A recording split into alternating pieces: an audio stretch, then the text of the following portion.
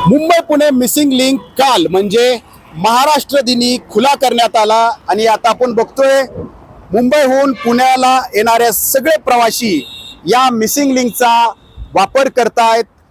त्याच वेळेला पुण्याहून मुंबईकडे जाणाऱ्या मिसिंग लिंकचंही लोकार्पण झालं होतं, मात्र अद्यापही हा मार्ग जो आहे तो बंदच ठेवण्यात आलाय।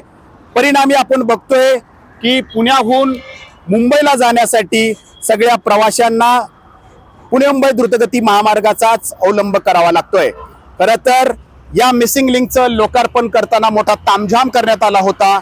पुण्याहून मुंबईकडे जात असताना जिथं मिसिंग लिंक सुरू होतो तिथे एक पेंडॉल टाकण्यात आला आणि जिथं मुंबईच्या बाजूला हा मिसिंग लिंक संपतो त्या ठिकाणी सुद्धा एक पेंडॉल जो आहे तो या ठिकाणी टाकण्यात आला आणि जे पै पाहुणे आले होते त्यांच्या जेवणाची सोय करण्यासाठी काही स्टॉल सुद्धा उभारण्यात आलेले होते आणि त्याचं काम काल दुपारी 3 वाजल्यापासून सुरू आहे। ते खाटवण्याचं काम सुरू आहे, ते अद्याप पूर्ण झालं नाही। त्यामुळं पुण्याहून मुंबईकडे जाणारा हा मिसिंग लिंक बंद आहे, तो खुला करण्यात आला नाही असा दावा MSRDCने या ठिकाणी केलेला आहे। आता प्रश्न उपस्थित झालाय की हा मिसिंग लिंक जो पुण्याहून मुंबईकडे जाणार आहे तो कधी सुरू होणार।